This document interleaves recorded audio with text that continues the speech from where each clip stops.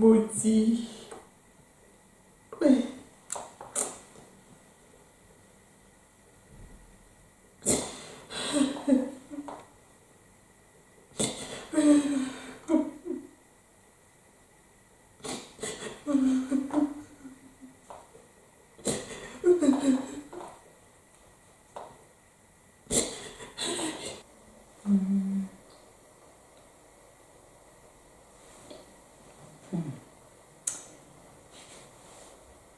Pourquoi je pense trop fort à Julie depuis ce matin?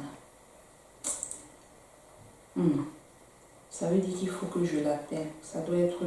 Oui, ça c'est le Saint-Esprit. Parce que depuis que je me suis réveillée, je n'arrive même pas à me concentrer sur ce que je lis depuis tout à l'heure. Je ne fais que penser à elle.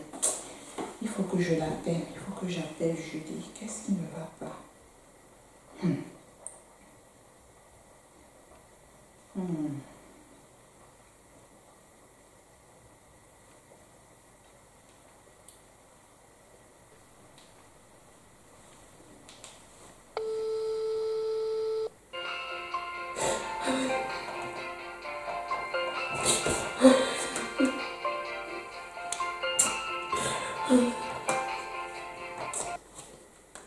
Allô?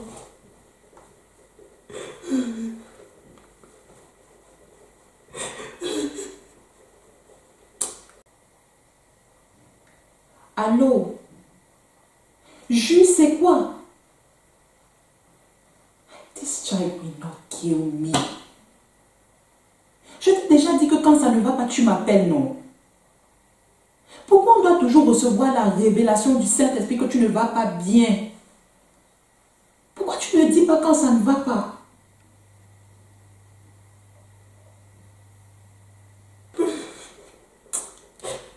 Mommy,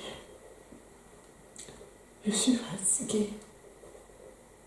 Je n'en peux plus. Je n'en peux plus. Je n'en peux plus. Je n'en peux plus. Je n'en peux plus.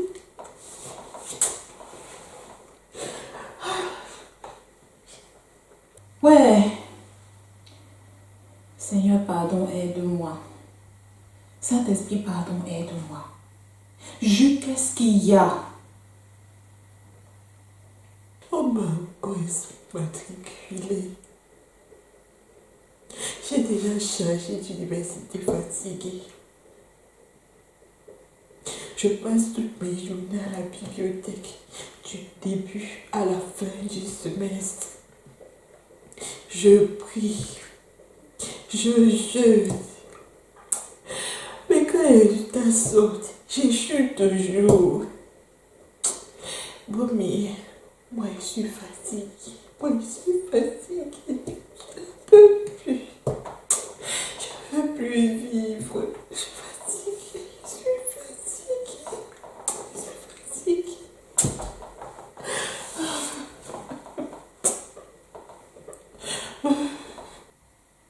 God forbid.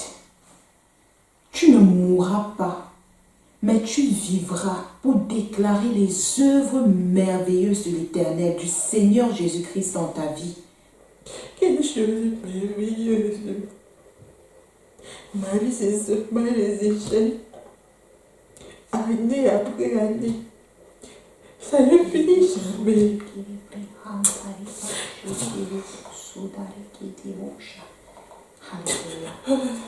Merci Seigneur Jésus, merci Saint-Esprit, merci Éternel. Sois adoré, sois exalté.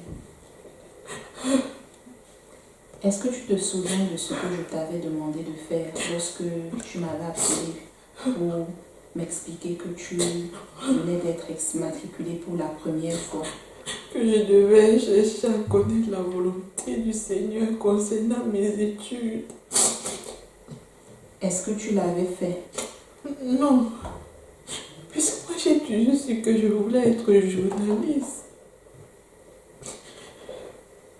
Merci Seigneur Jésus.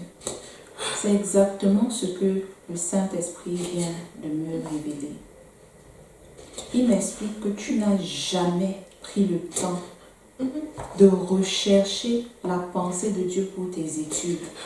Tu n'as jamais pris le temps de déposer ton fardeau pour tes études au pied du Seigneur et de porter son fardeau à lui. Tu n'as jamais voulu, tu n'as jamais accepté de renoncer à ta propre volonté en ce qui concerne tes études, pour accepter, pour prendre sur toi la volonté de Dieu, la pensée de Dieu pour tes études. Et c'est pour cette raison que tu passes d'université, tu as parcouru presque tout l'État du Nordrhein-Westfalen. Tu as fait déjà presque toutes les universités. Et le Seigneur attend juste que tu viennes avec ce cœur repentant et que tu reconnaisses, Seigneur, jusqu'à présent, j'ai fait ma propre volonté. Pardonne-moi et aide-moi à comprendre ta pensée pour mes études et à m'aligner à ton plan pour ma vie. Et je voudrais te signaler que le péché, ce n'est pas juste la fornication. Le péché, c'est tout ce qui s'oppose à la pensée de Dieu, à la volonté de Dieu. En d'autres termes, ça fait des années que tu vis dans le péché. Mais la grâce de Dieu a été surabondante, là où ton péché a été abondant. Donc moi, ce que je te conseille, c'est de te repentir sincèrement, de demander pardon à Dieu pour tout le temps que tu as perdu et pour toutes les reproches que tu lui as fait. Parce que le problème, c'est que Dieu ne va pas s'aligner à ton plan pour ta vie, non. Il va attendre que tu viennes rechercher sa pensée pour ta vie et que tu t'alignes à sa pensée. Matthieu 11, du verset 28 au verset 30, nous fait comprendre que lorsqu'il y a des situations dans nos vies qui sont des fardeaux, où nous n'expérimentons que des échecs, très souvent c'est parce que nous refusons, nous n'avons pas déposé ces fardeaux au pied du Seigneur pour porter sur nous son fardeau, pour prendre sur nous son joug qui est doux et léger. Il s'agit de soumettre ta volonté à celle du Seigneur. Et cela vaut pour tous les domaines de ta vie. Je t'avais fait mon propre témoignage. Lorsque je suis arrivée en Allemagne, j'ai demandé au Seigneur ce qu'il voulait que je fasse. J'avais aussi ma propre volonté. Mais lorsque j'ai obéi, je te dis juste d'un cœur sincère et d'un cœur humble, le Seigneur m'a surpris. Toutes choses a suivi son cours dans ma vie. À partir du moment où j'ai commencé à laisser tomber mes propres plans, à soumettre ma volonté à celle du Seigneur.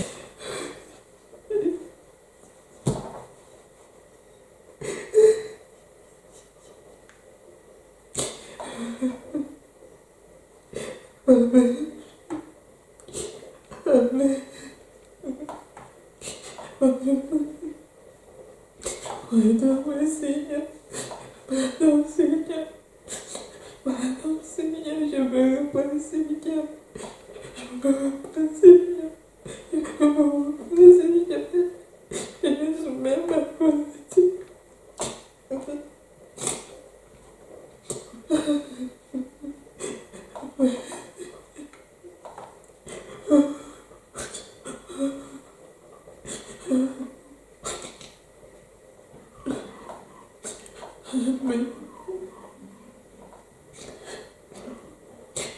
Merci, mamie. Gloire à Jésus et gloire au Saint-Esprit qui a permis que tu regardes cette vidéo jusqu'au bout. Et je crois que le Seigneur a bien plus que ce message pour toi. Si tu as vécu toute ta vie comme Julie, sans rechercher à comprendre le but pour lequel Dieu t'a créé, sans chercher à connaître la pensée de Dieu pour toi, pour les différents domaines de ta vie, alors tu as également vécu dans le péché. Et aujourd'hui, le Seigneur t'appelle à te repentir. Si tu désires revenir à Dieu, alors dis tout simplement, Seigneur Jésus, je viens à toi tel que je suis. Je reconnais que je suis pécheur. Je reconnais, Seigneur, que j'ai vécu hors de ta volonté pour moi et que je ne t'ai pas glorifié. Seigneur, je reconnais que par mes propres forces, je ne pourrai jamais mener une vie qui te glorifie et qui te fasse plaisir. Père Tout-Puissant, pardonne-moi mes péchés, lave-moi par le sang de Jésus qui a coulé à la croix pour moi et remplis-moi de l'Esprit du Fils, le seul qui a été capable de vivre une vie en accord avec ta volonté du début à la fin de son parcours sur la terre. Éternel, aide-moi comme Jésus-Christ à faire uniquement ce qui te fait plaisir, à te glorifier. Aide-moi comme Jésus-Christ à accomplir le but pour lequel tu m'as créé. Et prépare-moi, Seigneur, afin que je puisse rentrer dans ton repos, afin que je sois trouvé digne de rentrer dans le royaume des cieux lorsque mon parcours sur la terre sera achevé.